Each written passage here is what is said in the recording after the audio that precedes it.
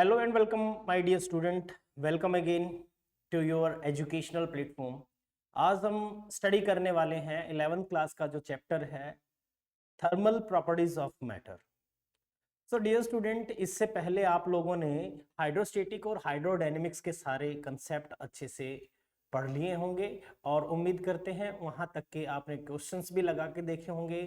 According to your exam, whether you are preparing for NEET और JEE, आपने अपने PYQ लगा लिए होंगे. तो अभी हम बेटा बात करने जा रहे हैं थर्मल एक्सपेंशन. थर्मल प्रॉपर्टीज के अंदर एक टॉपिक है हमारा थर्मल एक्सपेंशन, जिसमें हम देखेंगे कि मान लो किसी बॉडी को अगर हम हीट दें, उसका टेम्परेचर राइज करें, पर्टिकुलर T1 से T2 टेम्परेचर तक हम राइज करते हैं, तो उसके अंदर कुछ एक्सपेंशन होता है. उसके अंदर उसकी लेंथ में एक्सपेंशन होता है, उसके एरिया में एक्सपेंशन होता है, उसके वॉल्यूम में एक्सपेंशन होता है. अब एक्चुअल में वो एक्सपेंशन कितना होता है, आज हम यहाँ ये चीज सीखेंगे. उससे पहले अपने को थोड़ा पता होना चाहिए कि हीट क्या है और हीट को मेजर करने के डिवाइस कौन से हैं, उनको सबसे पहले हम स्टडी करते हैं. सो सबसे पहले हम बात करते हैं हीट क्या है, हीट एक्चुअल में किसको बोलते हैं. बहुत सारे स्टूडेंट्स को जो है हीट में और टेम्परेचर में ही डिफरेंस एक्चुअल में नहीं पता होता. तो सबसे पहले हम बात कर लेते हैं हीट किसको बोल रहे हैं. हीट बेसिकली बेटा सेंसेशन टू द वार्मथ होता है, सेंसेशन टू द वार्मथ. ठीक है,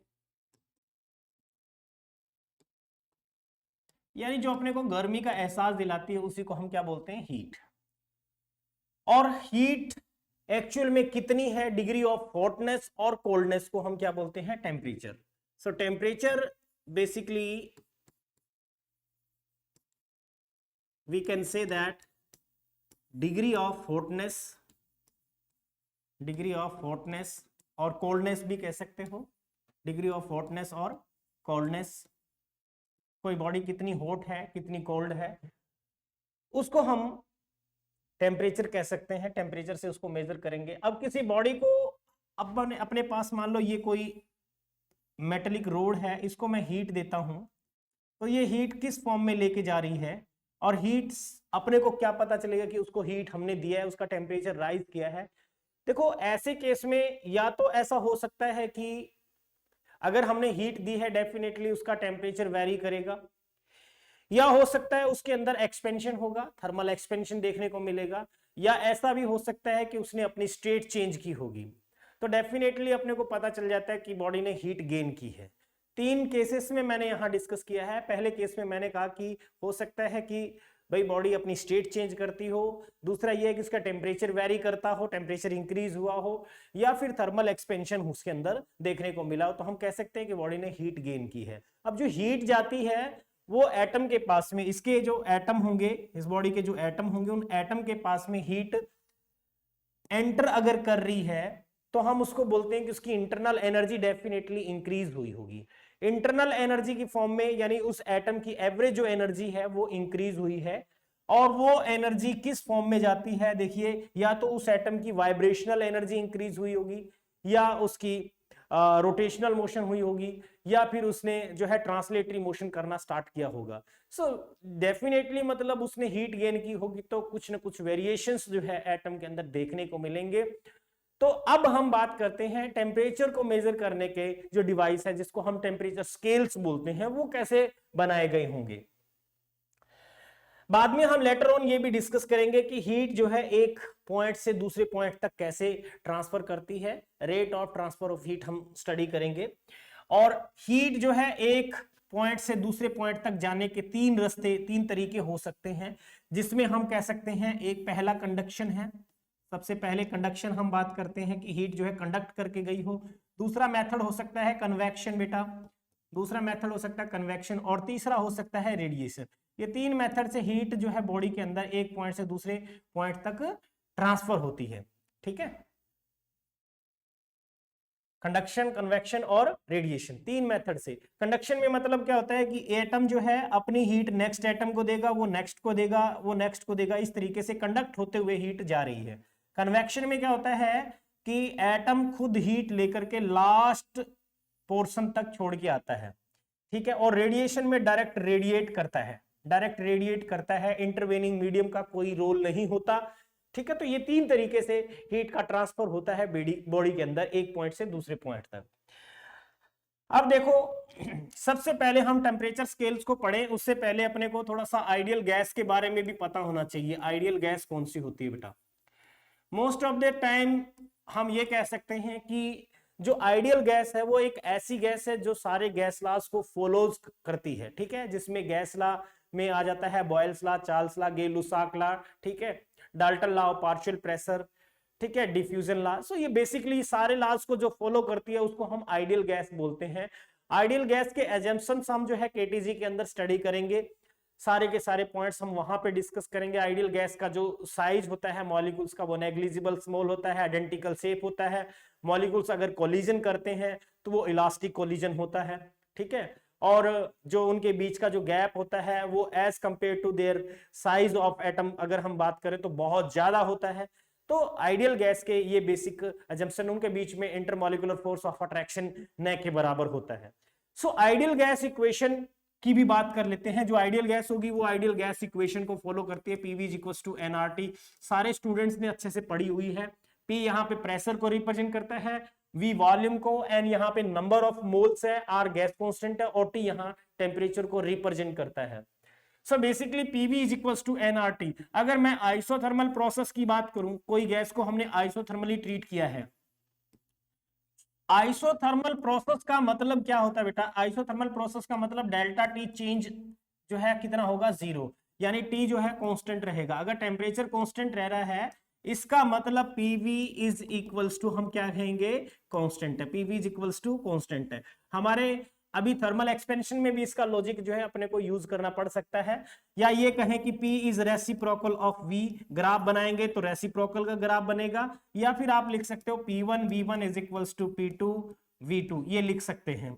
ठीक है, आप चाहो तो P1 upon P2 is equals to V2 upon V1 भी लिख सकते हैं। ये हमारी आइसोथर्मल प्रोसेस के लिए हम बात करते होते हैं। इसी तरीके से एक और है एडियाबैटिक प्रोसेस। एडियाबैटिक प्रोसेस कौन सी होती है बेटा? एडियाबैटिक प्रोसेस का मतलब जिसमें चेंज इन हीट जो है वो क्या रहे? 0, हीट कांस्टेंट रहे, चेंज इन हीट जो है 0 रहे। सो ऐसे में इक्वेशन हम लिखेंगे PV raise to the power gamma is equals to constant. Gamma यहाँ पे क्या है? गामा इंपॉर्टेंट रोल प्ले करेगा। यहाँ पे गामा है CP by CV, CP by CV, ये स्पेसिफिक हीट रेशियो कहलाता है। इसको हम क्या बोलेंगे? Specific heat ratio. ठीक है, सीपी बाय सीवी। तो ये एडियाबैटिक प्रोसेस के लिए इक्वेशन हम लिखते होते हैं। तो वेल हमारे लिए तो जो मैंने आइसोथर्मल प्रोसेस के लिए कंडीशंस बताई थी वही इंपॉर्टेंट है, जिसमें मैंने कहा था कि P V is equals to constant. ठीक है, और ये हमारे इस फंडे को हम यूज करेंगे। देखिए आइडियल गैस इक्वेशन की जो इक्वेशन है इसी को यूज करके भी थर्मामीटर बनाए जा सकते हैं। थर्मामीटर बेसिकली एक ऐसा डिवाइस है जो टेम्परेचर को मेजर करने के काम में आता है। अब टेम्परेचर मेजर करने के लिए हम क्या क्या जो प्रिंसिपल है यूज कर सकते हैं। फॉर एग्जांपल जैसे आपने स्टडी किया होगा कि टेम्परेचर राइज करने से मेटल्स का रेजिस्टेंस जो है इंक्रीज होता है। अब इस बेस पे भी हम, इस बेसिक प्रिंसिपल पे भी हम टेम्परेचर स्केल बना सकते हैं। इसके अलावा अब हम पढ़ेंगे थर्मल एक्सपेंशन। जैसे हमने देखा कि लेंथ जो है चेंज होगी, लीनियर एक्सपेंशन होगा, एरियल एक्सपेंशन, वॉल्यूम एक्सपेंशन। सो इनके बेसिस पे भी हम टेम्परेचर स्केल बना सकते हैं। ठीक है, क्योंकि जो एक्सपेंशन होता है मेटल के अंदर पर डिग्री चेंज इन टेम्परेचर पे, वो एक्सपेंशन फिक्स होता है। इस फैक्टर के बेस पे जो है हम ये चीज कैलकुलेट कर सकते हैं कि भाई टेम्परेचर जो है कैसे मेजर किया जाए। इसी तरीके से मरकरी को हम यूज करते होते हैं थर्मामीटर बनाने के लिए। मरकरी को ही क्यों यूज करते हैं? मेटल में अगर बात करें तो लिक्विड फॉर्म में मरकरी है, शाइन करता है, ग्लास जो ट्यूब है उससे चिपकता भी नहीं है, और इसमें जो थर्मल एक्सपेंशन है वो ज्यादा होता है, मैक्सिमम होता है, जो अपने को नजर भी आता है। ठीक है, वाटर को क्यों यूज नहीं किया? क्योंकि वाटर का जो कॉलम है वो बहुत ज्यादा बनेगा। एटमॉस्फेरिक प्रेशर पे ही हम वाटर कॉलम देखें तो लगभग 10 मीटर का बनता है, तो इसलिए वाटर का हम यहाँ पे कोई लॉजिक नहीं बनता कि थर्मामीटर बनाए और उसकी लेंथ जो है लगभग आप देखो कि 10 मीटर से भी ज्यादा बने, तो थर्मामीटर का इमेजिनेशन कर सकते हो कितनी लेंथ का बनेगा। सो वेल जो है इसीलिए मरकरी को यूज किया गया। अब हम बात करते हैं, सबसे पहले तो देखिए कि भाई थर्मल एक्सपेंशन को हम स्टडी करें उससे पहले अपने को टेम्परेचर स्केल्स के बारे में पता होना चाहिए, ठीक है। तो मैंने कहा कि PV is equals to NRT, तो अगर PV इज इक्वल्स टू हम NRT लिख रहे हैं, NRT, अगर मैंने कहा कि भाई वॉल्यूम को मैंने कांस्टेंट रखा, वॉल्यूम को कांस्टेंट रखा, तो P directly proportional to T है, pressure directly proportional to T है, तो यानी हम टेम्परेचर स्केल जो है इस बिहाफ पे भी बना सकते हैं। केल्विन ने ये लॉजिक अप्लाई किया भी था और उन्होंने एक स्केल बनाया भी, ठीक है। ये मान लो कि बेसिकली यहां पे उन्होंने क्या लिया, टेम्परेचर लिया है और इसके अलोंग उसने प्रेशर कंसीडर किया। अब उन्होंने एक रिलेशन बना के देखा किसी गैस को, जब उन्होंने आइसोथर्मली ट्रीट किया, ठीक है, सॉरी आइसोवॉल्यूमेट्रिकली, यानी वॉल्यूम कांस्टेंट करके गैस का वॉल्यूम हमने फिक्स कर दिया और हम धीरे धीरे क्या करते हैं, टेम्परेचर को डिक्रीज करते हैं। गैस का टेम्परेचर जैसे जैसे डिक्रीज करते हैं वैसे वैसे प्रेशर भी डिक्रीज होता है और अल्टीमेटली अपने को एक लीनियर ग्राफ जो है देखने को मिलता है, ऐसा ग्राफ जो है देखने को मिलता है। अब ये जो ग्राफ बना है जिसमें P directly proportional to T तो है, डायरेक्टली प्रोपोर्शनल टू T है, लेकिन जब टेम्परेचर 0 डिग्री सेल्सियस हो गया, जब टेम्परेचर 0 डिग्री सेल्सियस हो गया, उस 0 डिग्री सेल्सियस के ऊपर प्रेशर जो है गैस का, आइडियल गैस का 0 नहीं हो पाया। अब बात आती है कि 0 होने के लिए इस लीनियर ग्राफ को नेक्स्ट प्रोसीड किया जाए। बैकवर्ड डायरेक्शन में जब हम इसको प्रोसीड करेंगे तो ये किसी पॉइंट पे जाके मीट करता होगा, ठीक है। और ये टेम्परेचर जो मिला वो -273.15 डिग्री सेल्सियस मिला, ठीक है। या फिर इसी को नाम दिया गया 0 केल्विन, इसी को नाम दिया गया 0 केल्विन या एब्सोल्यूट 0, बेटा एब्सोल्यूट 0,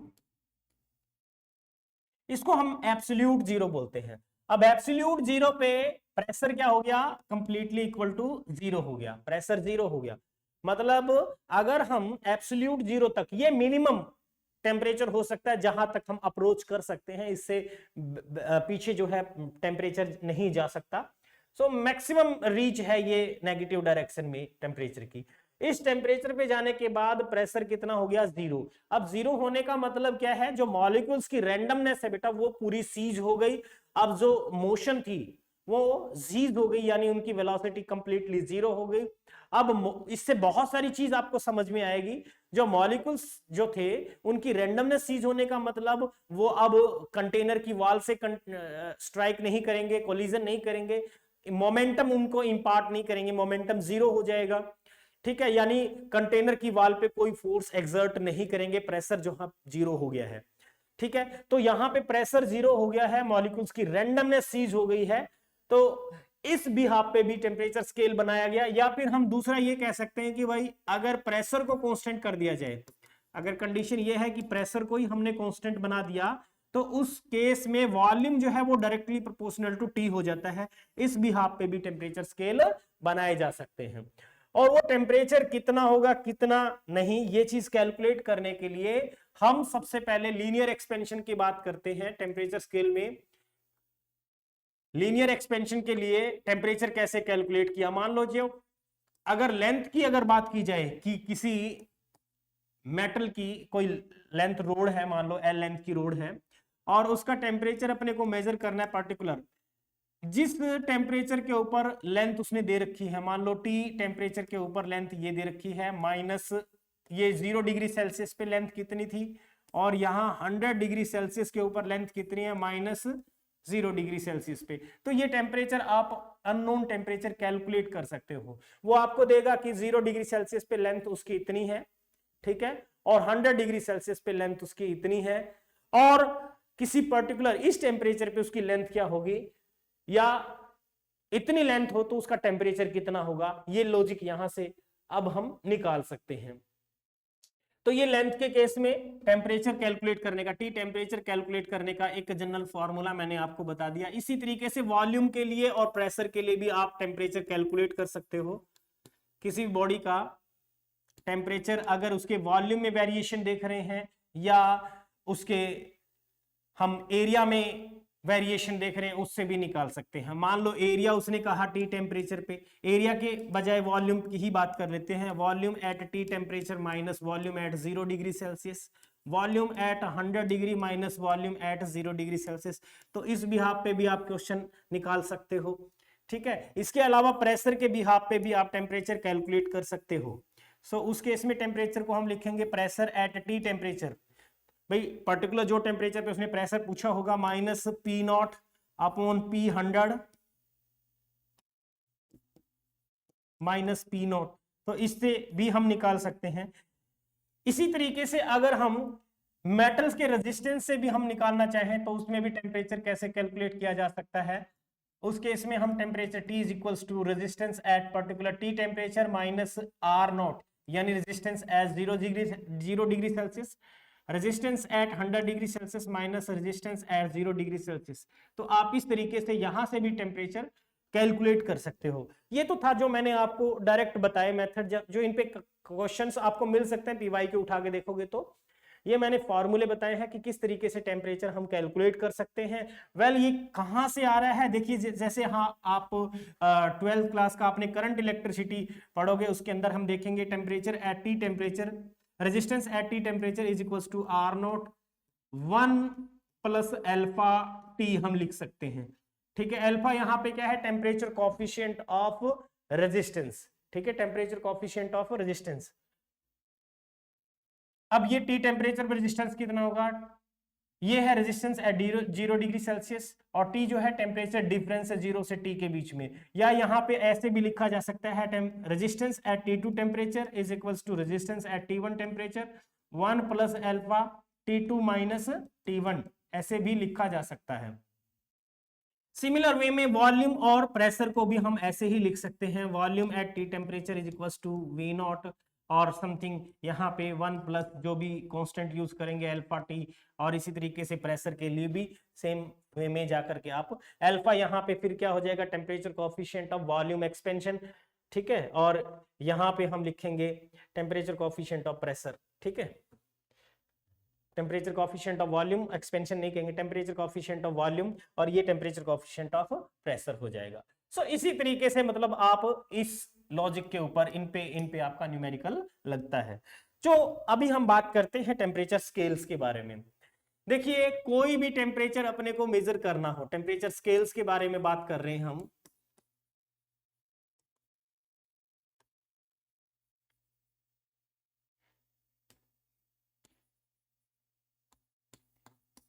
किसी भी टेम्परेचर स्केल को अगर मेजर करना है, बनाना है टेम्परेचर स्केल, सबसे पहले डिग्री सेल्सियस या फिर सेल्सियस स्केल या सेंटीग्रेड स्केल जो है बनाया गया था, सेल्सियस ने बनाया था।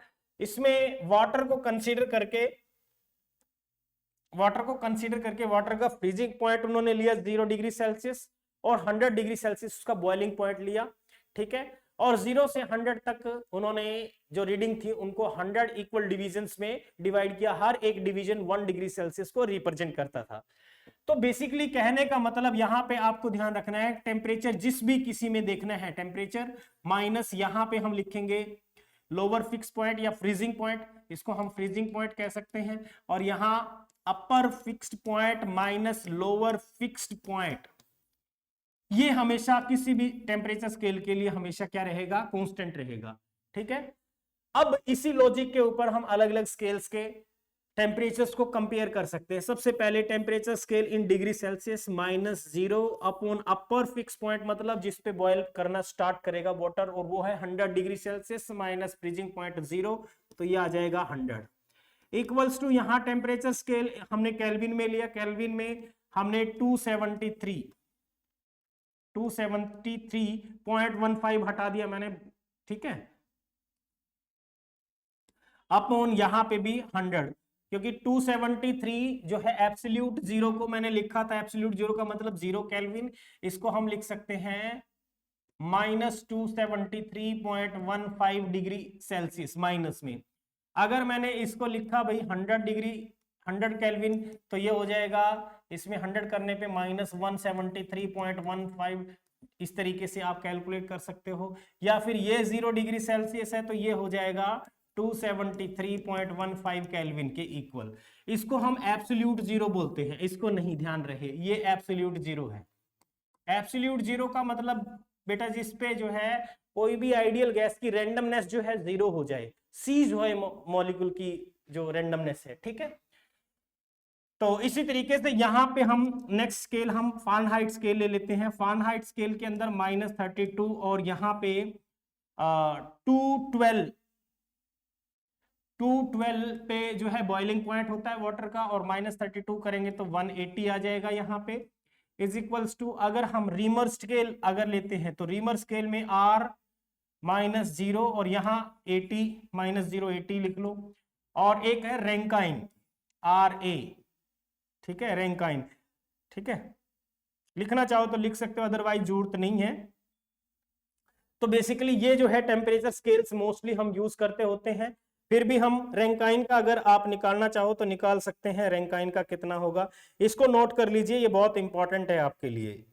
कोई भी टेम्परेचर स्केल अपने को किसी भी तरीके से टेम्परेचर किसी स्केल से दूसरे स्केल में कन्वर्ट करना हो तो आप डायरेक्ट ये रूल अप्लाई कर सकते हो, जिससे आपको तुरंत रिजल्ट मिल जाएगा, कैलकुलेशन आपकी इजी रहेगी, ठीक है। रैंकाइन में भी अगर हम लिखना चाहें तो लिख सकते हैं,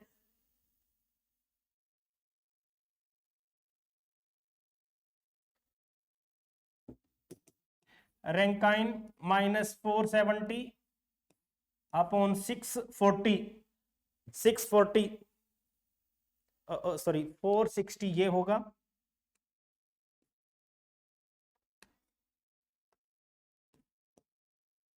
ठीक है, और ये है 670 माइनस 460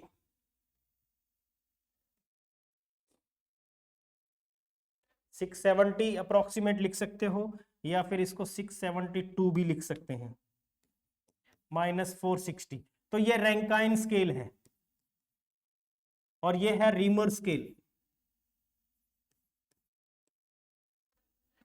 ये बाकी स्केल आपने सुने होंगे, ये दो एक्स्ट्रा है, इसको थोड़ा सा और ध्यान रखिए। सो वेल, अपने पास में एक जनरल जो है कन्वर्जन किस तरीके से करते हैं टेम्परेचर स्केल्स में रीडिंग का, तो वो अपने पास आ गया इस फॉर्मूले से, ठीक है। ये आपके सारे कन्वर्जन्स को कंप्लीट करता है, इसको अच्छे से नोट कर लीजिए। जैसे फॉर एग्जांपल अपने को बोल देता है किसी टेम्परेचर स्केल को, यानी डिग्री सेल्सियस और फारेनहाइट कितने टेम्परेचर पे जो जाकर के जो है इनकी रीडिंग इक्वल हो जाएगी। इक्वल का कह रहा है तो यानी मान लो T टेम्परेचर पे जाके रीडिंग इनकी इक्वल हो जाएगी।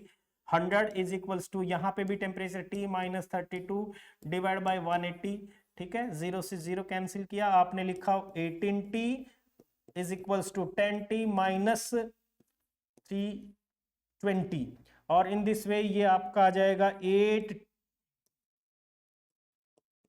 इक्वल्स टू -320, और T जो है वो आ जाएगा -40,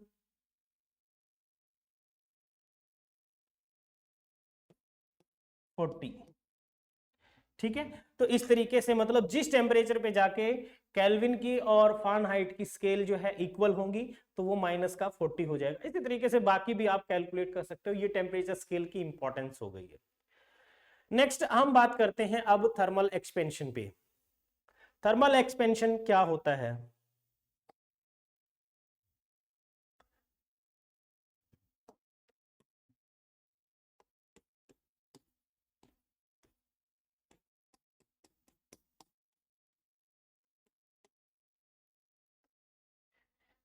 थर्मल एक्सपेंशन का मतलब बेटा जैसे जैसे हम किसी बॉडी को हीट देंगे डेफिनेटली उसका टेम्परेचर राइज करेगा, और टेम्परेचर राइज कर रहा है तो हम ये देखेंगे कितना टेम्परेचर डिफरेंस हुआ है उसकी बॉडी के अंदर, उसके लीनियर एक्सपेंशन कितना हुआ है या एरियल या वॉल्यूम एक्सपेंशन कितना हुआ है। तो तीन तरह का एक्सपेंशन है, वन बाय वन हम उनको स्टडी करेंगे। सबसे पहले है linear expansion,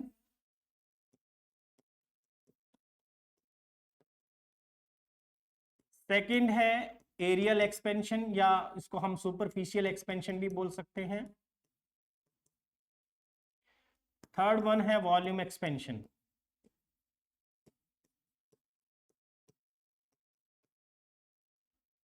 so one by one हम सबसे पहले डिस्कस करते हैं लीनियर एक्सपेंशन क्या है।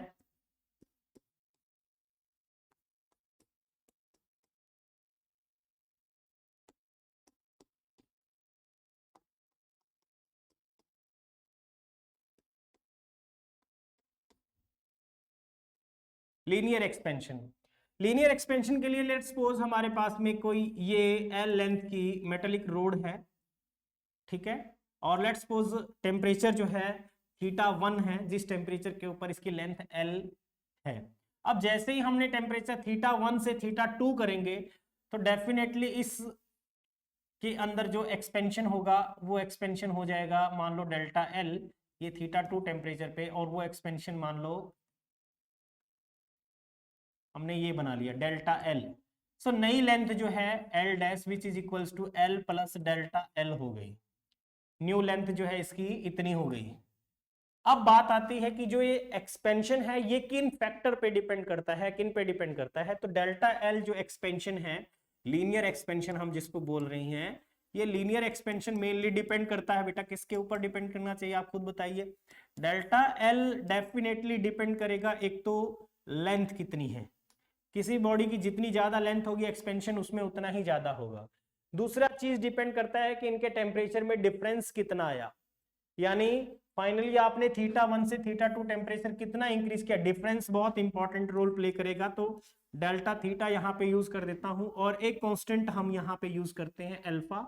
सो डेल्टा L मतलब ये आ गया हमारे पास में टेम्परेचर। इस अल्फा को हम लिखते हैं temperature coefficient of linear expansion, temperature coefficient of linear expansion.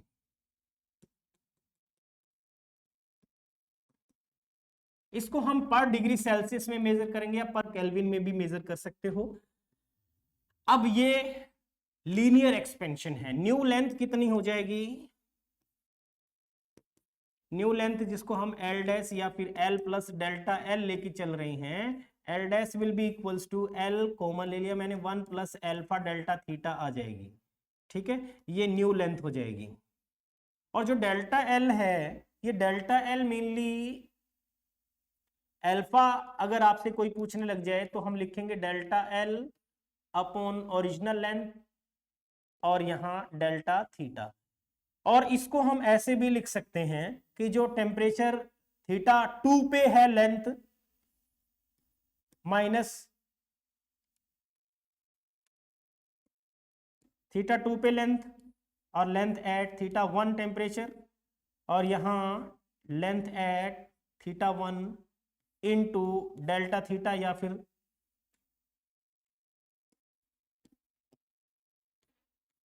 इस तरीके से भी लिख सकते हैं, डिफरेंशियल फॉर्म में लिख सकते हैं dl upon L delta dt, ठीक है। ये लीनियर एक्सपेंशन है, ये लीनियर एक्सपेंशन है। Alpha coefficient of linear expansion calculate करने का तरीका मैंने आपको बता दिया, ठीक है। अब देखो ये जो इसकी इंपॉर्टेंस कितनी, बहुत सारी इंपॉर्टेंस है, इससे किस किस फैक्टर पे इफेक्ट पड़ने वाला है उस पे बात करते हैं। सबसे पहले तो देखिए लीनियर एक्सपेंशन अगर आप पढ़ रहे हो तो डेफिनेटली सिंपल पेंडुलम के टाइम पीरियड पे इफेक्ट पड़ने वाला है। सिंपल पेंडुलम का टाइम पीरियड कितना पढ़े हैं हम, t time period is equals to 2 pi under root L upon Z हम टाइम पीरियड पढ़ते हैं। अब यहाँ पे न्यू टाइम पीरियड जो है वो t डैश बनने वाला है जब टेम्परेचर, मान लो एक सिंपल पेंडुलम जिसमें हमने मेटल की एक थिन थ्रेड यूज की है, मेटल की थ्रेड यूज की है, मेटलिक थ्रेड है ये, और इसमें एक्सपेंशन हो रहा है। जैसे ही θ1 से टेम्परेचर राइज करके θ2 पे पहुंचता है तो डेफिनेटली इसकी लेंथ भी L1 से L2 हो जाएगी, ठीक है। अब यहाँ पे नई लेंथ मान लो मैंने कह दिया कि L डैश अपॉन G होगी, या आप लिख सकते हो T dash is equals to 2 pi, और L डैश हमारे पास में कितना आ जाएगा, L 1 plus alpha delta theta.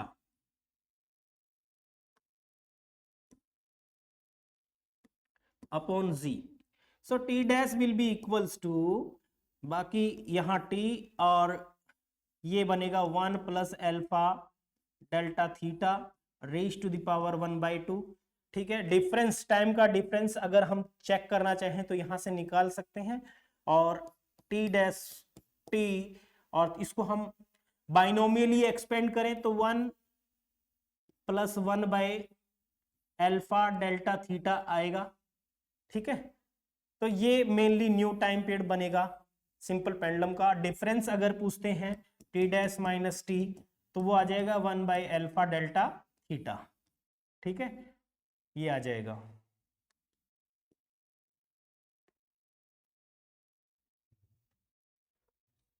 Time period में कितना वेरिएशन आ रहा है, वो वेरिएशन 1/2 अल्फा डेल्टा थीटा।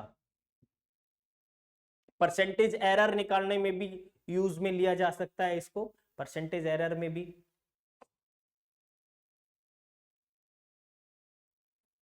ठीक है, इसी तरीके से मान लो अगर अपने पास में एक क्वेश्चन ऐसे देता है कि एक वायर है, इस वायर से हमने कुछ लोड सस्पेंड किया mg, और इसकी लेंथ जो है, इसके अंदर जो एक्सपेंशन हुआ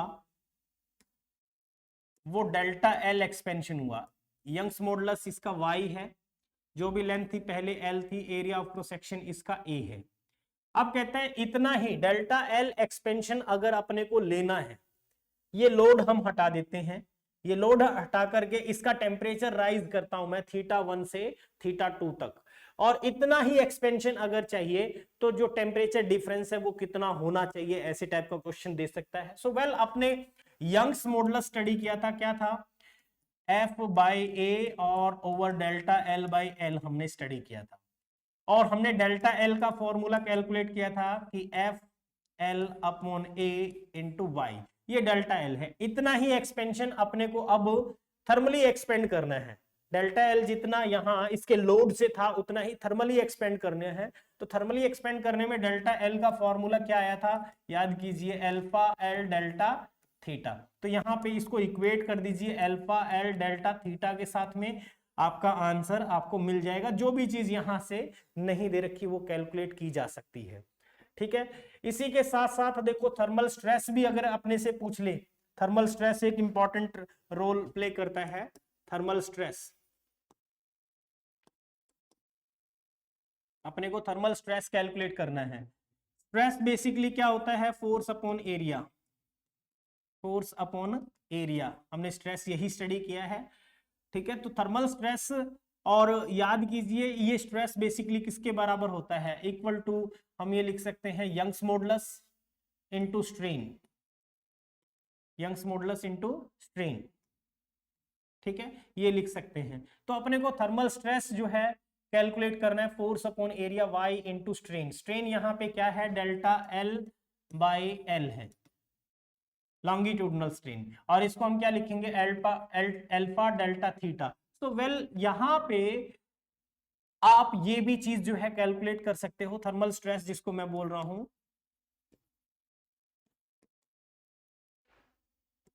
thermal stress is equals to y alpha delta theta से आप कैलकुलेट कर सकते हो थर्मल स्ट्रेस।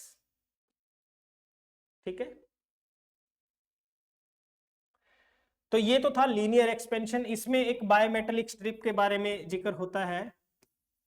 बायोमेटालिक स्ट्रिप, ये क्या चीज है, देखिए जब भी लीनियर एक्सपेंशन की बात होती है तो ये एक इंपॉर्टेंट रोल प्ले करता है, वेदर कि हमें कोई चीज की लेंथ मेजर करने का डिवाइस तैयार करना हो, मीटर रोड जिसको बोलते हैं, जैसे क्लॉथ वगैरह मेजर करते हैं, तो वो खास तरह के मटेरियल से डिजाइन किए जाते हैं, बनाए जाते हैं, ताकि उसके अंदर लीनियर एक्सपेंशन न के बराबर देखने को मिले।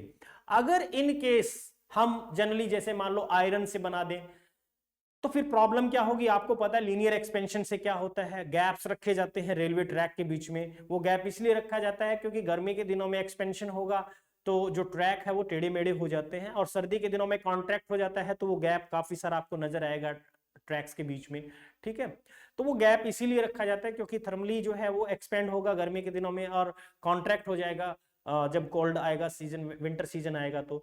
इसी तरीके से जैसे हम यहाँ पे मैंने क्लॉथ्स के लिए भी कहा, अगर कोई कपड़ा मेजर करते हो, अगर आयरन से मैंने बना दिया तो गर्मी के दिनों में आप देखोगे कि जो कपड़े की लेंथ है वो ज्यादा मेजर करेगा, 1 मीटर में ज्यादा कपड़ा मिलेगा, और सर्दी के दिनों में वही कपड़ा जो है कम मिलेगा अपने को, क्योंकि उसकी लेंथ कम हो गई होगी। तो खास करके ऐसे मटेरियल से डिजाइन किया जाए जिसमें थर्मल एक्सपेंशन न के बराबर हो, इस तरह की डिजाइन। और बायोमेटेलिक स्ट्रिप का मतलब है, जैसे मान लो ये मेरे पास में एक ऐसे 2 स्ट्रिप जोड़ी गई है, इसमें मेटल M1 है और ये मेटल M2 है। अब इसमें क्या होगा कि अल्फा जो है 1 का मान लो लेस है as compare to alpha 2, coefficient of linear expansion जो है M1 का कम है as compare to M2।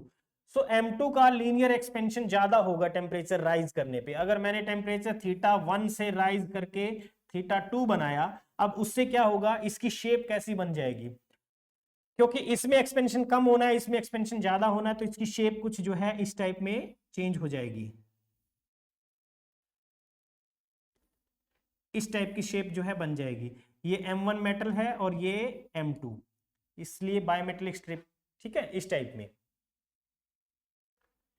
Next आता है अपना एरियल एक्सपेंशन।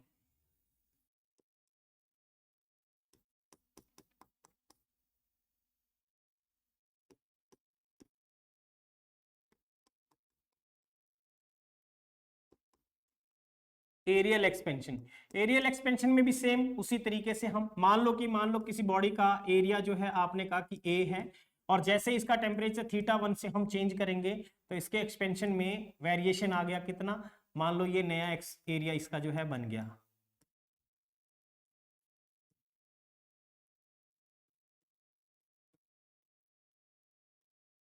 ये न्यू एरिया बन गया जिसको हमने A प्लस डेल्टा A कह दिया, ठीक है, θ2 टेम्परेचर के ऊपर। अब यहां पे जो एक्सपेंशन है डेल्टा ए, इसमें areal expansion delta A is directly proportional to area itself and change in temperature यानी थीटा, ठीक है। और यहां पे कॉफिशिएंट आ जाता है temperature coefficient of areal expansion, जिसको हम बीटा बोलेंगे। तो ये इसका फॉर्मूला बन गया। न्यू एरिया कितना बनेगा, new area will be equals to A dash, इसको मैं कहूंगा A plus delta A, and that will be equals to a into 1 plus beta delta theta। ये न्यू एरिया हो जाएगा, न्यू एरिया के लिए फॉर्मूला यूज करेंगे, ठीक है। और यहां से अपने को डेल्टा बीटा की वैल्यू कैलकुलेट करनी हो तो बीटा कैसे लिखेंगे, beta will be equals to delta A upon A into delta theta, और you may write it as area at θ2 temperature minus area at θ1 temperature divided by area at θ1 और into θ2 minus θ1, ठीक है। ये formula बन जाएगा coefficient of areal expansion का, इसको हम बोल रहे हैं टेम्परेचर कोफिशिएंट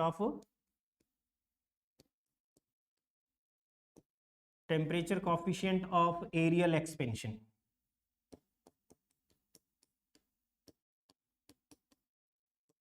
ठीक है, temperature coefficient of areal expansion बन जाएगा। इसी तरीके से वॉल्यूम के लिए बात कर लेते हैं, वॉल्यूम एक्सपेंशन।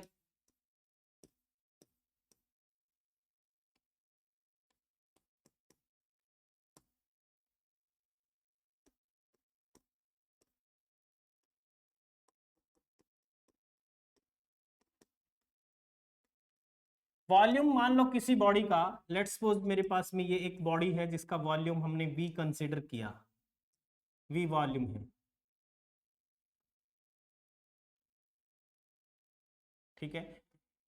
और जैसे ही हमने θ1 से टेम्परेचर वेरी करके इसका टेम्परेचर राइज किया, तो डेफिनेटली इसके वॉल्यूम में जो एक्सपेंशन देखने को मिलेगी वो इनिशियल वॉल्यूम मान लो ये है,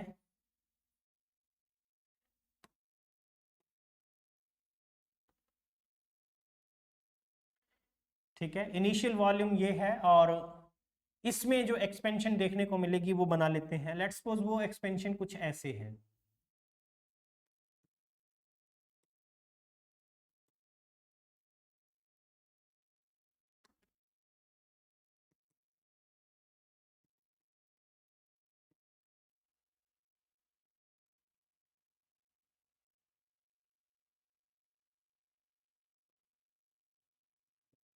ठीक है, इस तरीके से इसमें मतलब हमने कह दिया कि भाई वॉल्यूम में एक्सपेंशन हो रहा है, जो भी एक्सपेंशन है उस एक्सपेंशन को हम इस तरीके से पढ़ सकते हैं। ठीक है, यहाँ पे वॉल्यूम में जो एक्सपेंशन हुआ वो एक्सपेंशन कितना है, दैट एक्सपेंशन इज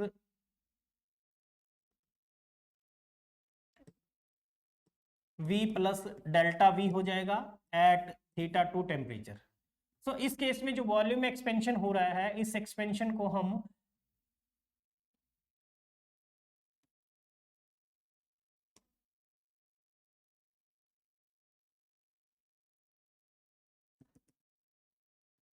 ठीक है इस तरीके से बन जाएगा भाई, जो भी वॉल्यूम में एक्सपेंशन हो रहा है। लेट्स सपोज हमने कहा कि भाई डेल्टा V जो है वो डायरेक्टली प्रोपोर्शनल, डेफिनेटली पहले जितना ज्यादा वॉल्यूम होगा उतना ही ज्यादा एक्सपेंशन देखने को मिलेगा। मान लो V वॉल्यूम था और change in temperature definitely important रहेगा, जितना ज्यादा चेंज आप टेम्परेचर में करोगे उतना ही ज्यादा एक्सपेंशन अपने को देखने को मिलेगा। तो यहाँ पे एक कांस्टेंट यूज कर लेते हैं, temperature coefficient of volume expansion. ठीक है, तो ये नया वॉल्यूम बन जाएगा, change in volume. New volume किसको कहेंगे,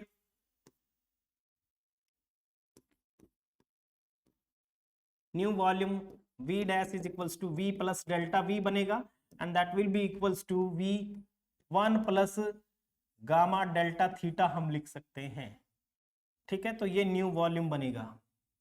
यहाँ पे गामा जो है वो क्या है, change in volume delta V over V delta theta ये लिख सकते हैं, और ये कहें कि volume at θ2 temperature, volume at θ1 temperature divided by volume at θ1 θ2 minus θ1 लिख सकते हैं। तो ये बनेगा हमारा क्या, टेम्परेचर कोफिशिएंट ऑफ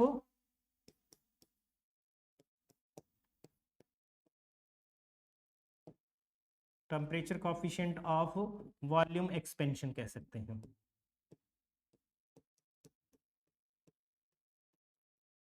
इसको भी पर डिग्री सेल्सियस में ही मेजर करेंगे। ठीक है, अब ये जो तीनों कॉफिशिएंट्स आए हैं इनमें रिलेशन भी इंपॉर्टेंट हो जाता है। बाकी गामा के बारे में और थोड़ा सा डिटेल में हम समझ लेते हैं। देखिए, एक और चीज आपने बल्क मॉडुलस स्टडी किया था, याद कीजिए, bulk modulus, bulk modulus B is equals to हमने लिखा था pressure upon change in volume upon V original volume. So well delta V by V is equals to P upon B हम लिख सकते हैं। और अपने को अभी पता चला कि जो गामा है which is equals to delta V over V और इनटू डेल्टा थीटा हम लिख सकते हैं। So delta V over V को हम क्या लिख सकते हैं, P over B delta theta हम लिख सकते हैं। ये कोफिशिएंट ऑफ वॉल्यूम एक्सपेंशन और बल्क मॉडुलस में रिलेशन आ जाएगा। ठीक है, क्लियर है।